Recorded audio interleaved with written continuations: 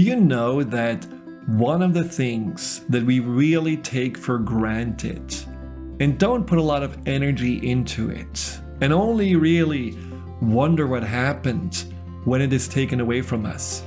It's not just our health. It's actually our relationship with our beloved. Welcome to Get Real with me, Dr. Friedemann. If you want to live with greater purpose, authenticity, and empowerment, this is your time to upgrade your belief systems, unlock your true potential, and discover the endless possibilities of you becoming the creator of your life. Would you agree that there are certain things we just take for granted, like the refrigerator, the electricity, that we have a roof over our heads, our health even? Only when those things are taken away from us or don't work anymore, then we seem to realize what they actually meant to us. Now, one of the things that I find we usually take for granted, but we really shouldn't, is our primary relationship. The person you're with, the person who loves you, endures you, accepts you, and has gone with you through thick and thin. Maybe it's a relationship that's fairly new, but you're already feeling so comfortable with that person that you kind of lose sight on what would make this relationship be even better. Or you are since 10 plus years together and you just feel that everything is so smooth sailing on autopilot that you can focus on other things and you don't really have to put any energy or thought into that relationship. Then comes Valentine's Day and all of a sudden you scramble to find the restaurant with overpriced menus or the flowers and chocolate to celebrate that person that you really deeply love but often ignore. My mom hated Mother's Day because she always said, well, we should celebrate mothers all year long. And I think Valentine's Day is similar. It's a nice gesture, but we really should celebrate our loved ones all year long and not just on the 14th of February. Today, I want to talk about some of those things that you can do and you may actually not do that can improve your relationship dramatically. Things that I found with my own relationship with Danielle, who now we are together since 23 years, but also with couples clients that I work with that really make a big impact and they are not very difficult to implement. One of those things that we're going to start with is removing the invisible boundaries that most of us have. You know how that is when you are, let's say, on a nice date. You have nice, deep conversations. You look into each other's eyes, but all of a sudden you have that urge to check your phone. Pick it up, look at social media, maybe check an email, see what the weather going to be like. It's like you have to remove yourself because you feel there's something that feels too intimate, too close, too vulnerable. Someone told me that whenever they eat together and he's cooking, his partner all of a sudden gets up in the middle of a conversation and cleans the dishes and makes sure that the kitchen is all tidy up. But it's not really that it's necessary to do this right away. It's more this feeling of, I need to remove myself. I need to reestablish my boundaries. That really makes us do those things. And what's important about this is that it always creates a certain distance. It creates a certain avoidance and a disconnect between you and the person you're with. And you will never let that person get as deeply into your heart as it's possible. So my suggestion is to just be aware of those knee-jerk reflexes you have, where the phone, the kitchen, or maybe, going and having to walk the dogs urgently becomes more important than savoring that quality time, that intimate moment, that connection that you can have.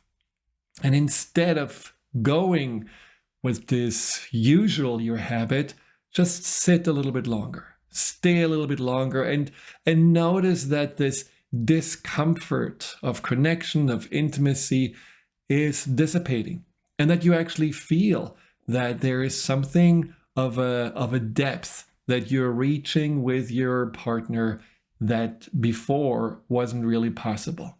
So that's number one. Invisible boundaries. Just check for them, because maybe you feel, oh, I don't really have them, but then you realize I do.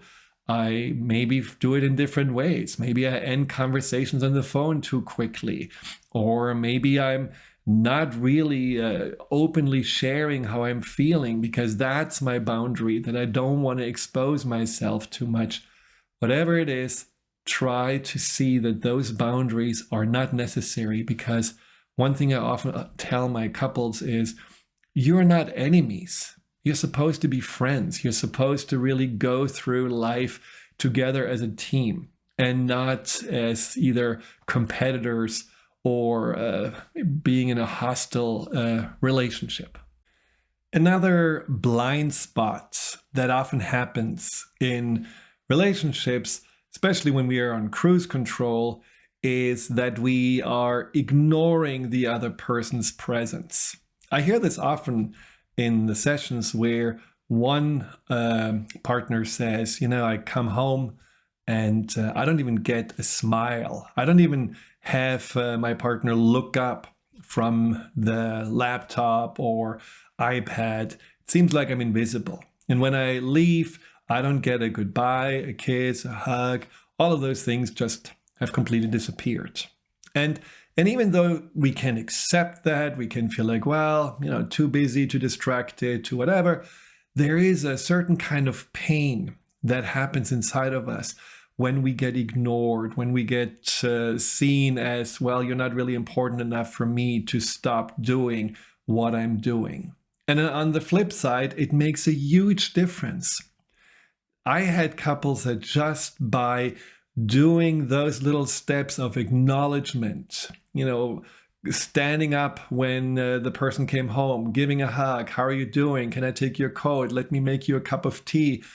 These moments were so rewarding because it felt like that the priorities were straight again, that the love and the relationship was more important than anything else. And it was clear that you're willing to let go of whatever business you had to connect with the person that came home or that is leaving.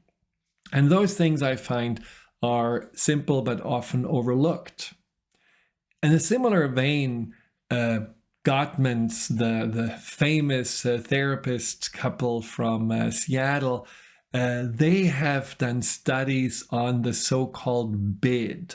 And the bid basically means that you are trying to get a connection with your partner, with your spouse, and your spouse, can either ignore it or can take the bid and say, yes, I'm interested. For example, you're looking out of the window and saying, wow, this is an interesting bird.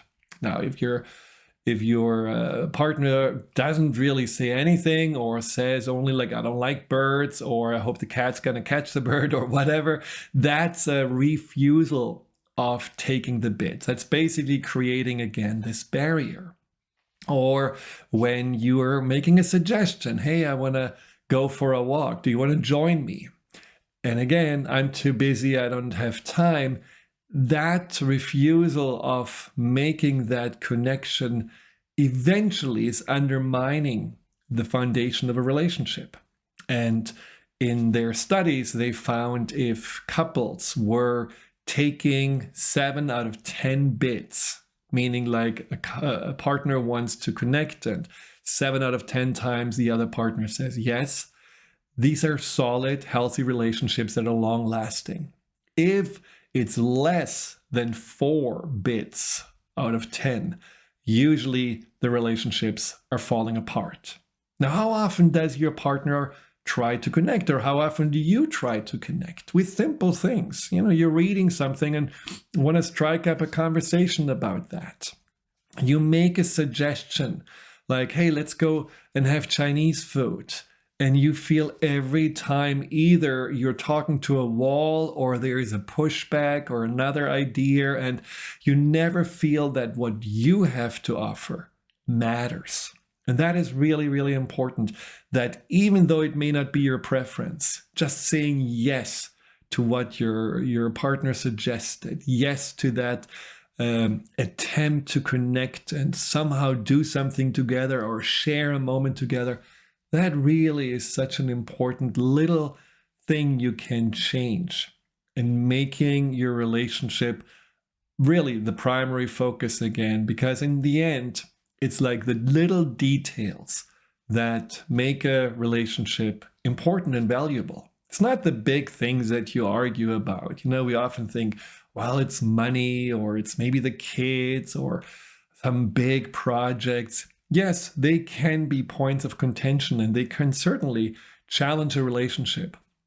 But what makes and breaks a relationship are the daily interactions, the way we are with each other and how we communicate, how we acknowledge, and ultimately how we connect to each other. That is really what's so important. And along the same lines, it's the respecting of each other's vulnerabilities. See, I had a session the other day with a couple, and it's so interesting, that one person has more an attachment style of avoidance, meaning like whenever there is a conflict or whenever there is a disagreement, that person just leaves more of the room in the relationship. I don't want to deal with this. I don't want to talk about it. It's too much.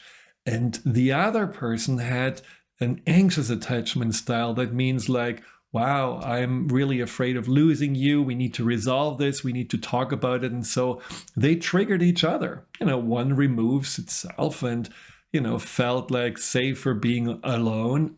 And the other felt scared being alone because the core issue is the fear of abandonment. So now you have two very different vulnerabilities, and that created so many conflicts because both felt hurt. One felt smothered and pushed, the other felt abandoned and rejected.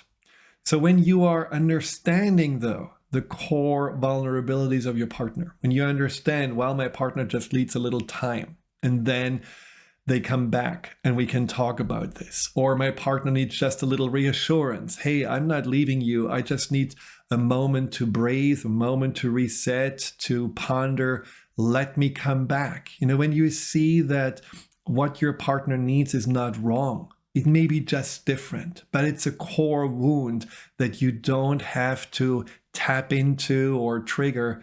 You actually see that even though you can acknowledge and respect your own needs, you can still also take care and support your partner's needs, so that you're not going into these endless cycles of fighting about something that ultimately only comes from pain inside of you. And that is a really important thing, understanding those core vulnerabilities. Another core vulnerability can be that your partner has certain, aspects that they are ashamed of.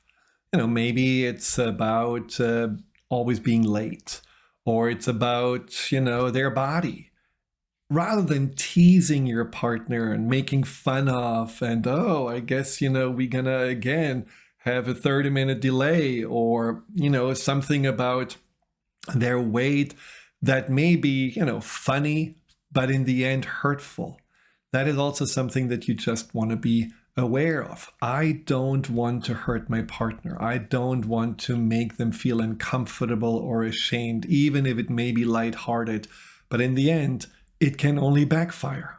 Rather than saying, for example, with the late issue, something like a snarky remark, just ask, hey, is there anything that I can do for you to facilitate the process? Rather than commenting on the body, just show that you love, accept, and adore your partner just the way they are without having to tease or poke. And this way create more that sense of, I'm not really safe around you. I need to hide from you. Because one of the things that I find is maybe even more important than the foundation of love is the foundation of trust. Trusting each other, trusting that your partner has your back, trusting that you can be safe with your partner, trusting that you can be yourself and that you don't have to somehow put up a show or cover things up or feel like that you're only conditionally acceptable. So many people that are in relationships have, in especially their early years, experienced conditional acceptance. Only when you do this, only when you perform, only when you look a certain way. So being in a relationship where you finally can just feel at home, a home that is different than where you grew up in, a home that really embraces you for all your aspects. I mean, that is heaven on earth if you can really make that happen. And I think if you see your partner as your priority and you understand what your partner needs, even though it may not be your own needs, that is something that creates that sense, that container of safety and love. Let's talk about physical intimacy.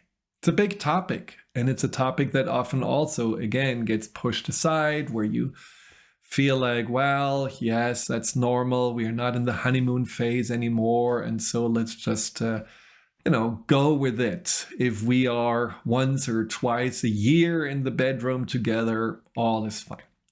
Well, that is a problem not because of the frequency alone, because we all know that physical intimacy is really important for a relationship, especially, keeping the relationship interesting and alive and vibrant. What's also important is that it's not just limited to the bedroom. There may be a problem that, one of you has with having sex, just feels not, just quite ready, or maybe their libido is down and just doesn't feel like that you want to engage in it. It can be hormonal, it can be age, it can be maybe some kind of a self-consciousness around the body, whatever it is. The problem is that is sometimes the only way couples seem to create intimacy. And that is creating then this more roommate feeling of, well, we are really good together. We can, nicely take care of the house and the kids, but we don't really have this connection of what lovers should have. Now, my suggestion is always to make intimacy a daily habit. And what that means is to make sure that you find moments of intimacy that are not necessarily leading to intercourse, but really just having intimacy as something where you connect with your bodies, with your senses, simply because you want to be close, simply you want to enjoy each other's presence. And there is no agenda, there is no pressure, there is no it needs to lead something. And this way, just being connected with each other becomes a habit. And then it can also reignite the fire that goes then also into a more deeper or more physical, regular intimacy in the bedroom. For example, holding hands. It's a very simple thing, but often we don't do it, even though it feels really good. Hugs, of course, maybe a little foot massage or head massage, combing hair, or letting yourself just be sponged up in the bath. These are simple things that just celebrate each other's connection on a physical level. It creates a bond with the body, which again is such an important part of sharing love and is often overlooked.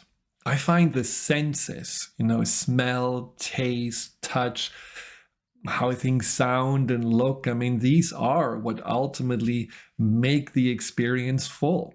So if we only love in our heads, oh, I love this person, I know a person so well, she or he has done so much for me, well, that's not enough. So you need to really find ways to express and to receive love also with your senses. And this is where the physical intimacy can have a much bigger space in your life than you may have given it in the past.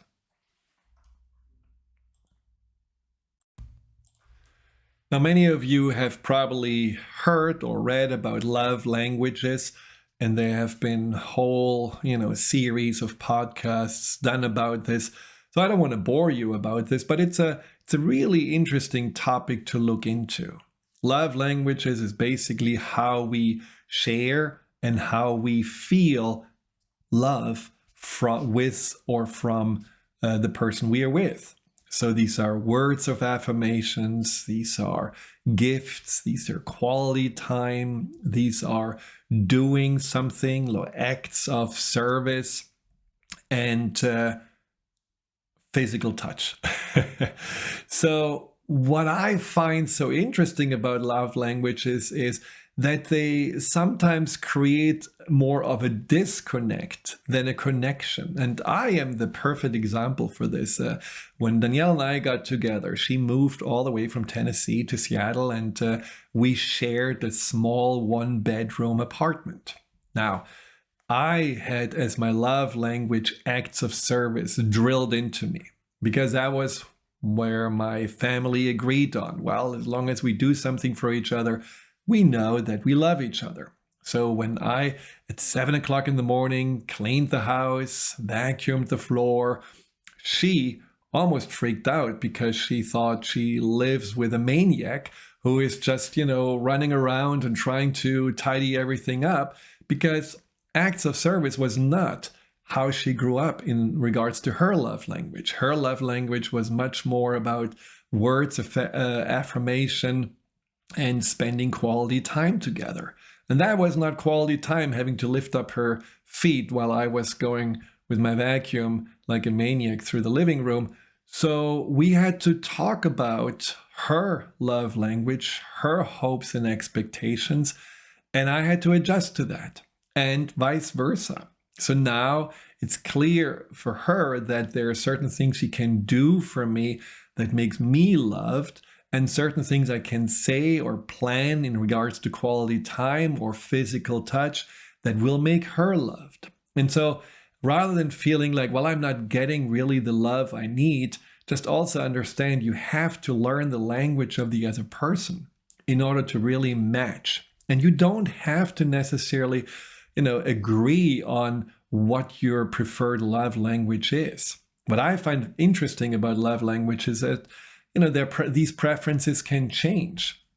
I feel like over the years, acts of services is not so important to me anymore as quality time. Maybe because I feel, time is running out and we have to really savor as much as we can.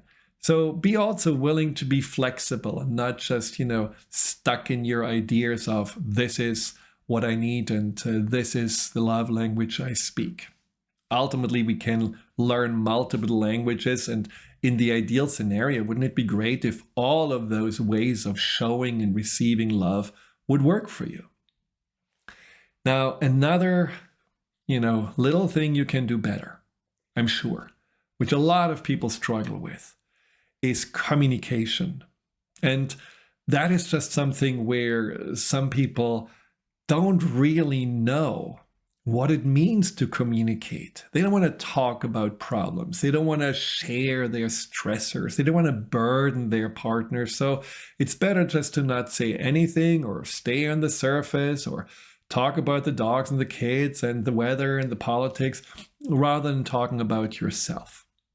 And again, you can this way create almost an atmosphere of living with a stranger. Very pleasant person, but not really someone that you deeply know. And that is where many of the couples I worked with come to me with that complete lack of communication. And in order to get the communication going, there is a simple exercise. It's called stress relieving conversations, which basically just means that you have 2 rules. Each of you talks for about, let's say, 5 minutes about things that stress you, things that you have been feeling, things that maybe have been, not that great, either in your life or in the relationship or whatever. You just share a little bit, you open up. And as a listener, you say, wow, that must be hard. Or is there anything that you feel you're concerned about could happen? Or tell me more about this. And what does that make you feel? And you simply empathize and ask some clarifying questions. You don't try to fix it. You don't try to take the conversation to you and try to relate by telling a story about yourself. Nothing of that. You are simply the big ear to listen and maybe the shoulder to cry on, but you're not showing anything of, okay, let me just now take the baton and talk about my problems, because your turn will come. So after 5 minutes, you thank your partner for sharing and you thank for that openness that just occurred, and then you share similarly. And if you have to say something about your partner, don't do it in an accusatory tone. You drive me nuts and you did this and I think you...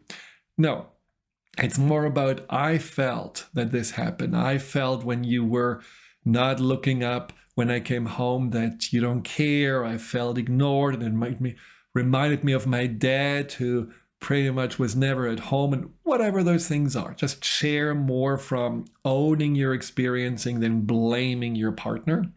And again, your partner's job is just to listen, to empathize, to try to not take anything personally or go into defense mode, because the goal is just to know that you're safe, that you have each other's back, that you're not going into attack mode or conflict, but that you want to work on creating an energy and an atmosphere where you can be open and vulnerable and truthful, and the other person just holds that space without having to react to whatever has been talked about. And just do this for a few days or maybe a few weeks to have again that foundation of trust stronger. And then you can start saying, okay, now this topic has been coming up over and over. Shall we talk about solutions, or shall we maybe reach out to someone to help us with that? But the first thing is just to get the communication flow going without the need to have to be right or set the story straight, and without the need to attack and judge. And the last thing I want to talk about, I know I share a lot of different tools with you, but that's what I love to do, is one thing that I find is so interesting because it's so refreshing and also in many ways relieving. That is the saying, I'm sorry. I'm sorry I was wrong. I'm sorry that was not my best moment. I'm sorry I didn't take the bid.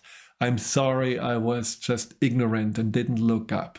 I'm sorry that I took you for granted. I'm sorry that I just projected all my frustration onto you. I'm sorry that I didn't listen. Just being willing to own that whatever you did wasn't really your best effort, and that you're sorry and you want to do better. And the sorry, of course, has to be sincere. But you know how when you are about to get into a conflict, you're about to do something that you feel like you are, let's say you have been planning a vacation and then your partner says, well, I don't think that this is really a great place to go. And you have been spending hours on doing that. Well, if you are telling your partner, I'm really frustrated because I spent all the hours on my own, I made all these plans, and all you do is just coming along and telling me it's wrong.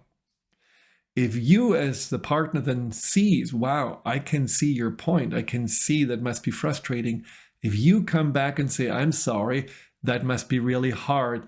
I didn't want to make you or hard work on planning our vacation, feel diminished or feel devalued by me. I'm sorry for what I said. in that moment, all conflict, all tension completely dissipates and you're back on the same page. It is absolutely magical how a I'm sorry and an understanding and feeling empathetic for where your partner comes from, even if it's defensive, even if it's frustrating, even if it feels like, oh, now we're going to get into a fight, who is right, who has a right to say something. If you just back off and say, I'm sorry, I can see where you're coming from, that's not what I intended, or that was really not great how I said it, or I wasn't really thinking about it, you are not only diffusing the tension, you're actually creating a connection because you're acknowledging the other person's vulnerability, the feelings, and you can then talk about it and find a solution. So all of those things, if you are implementing a few of those, can really be the greatest gift for your relationship.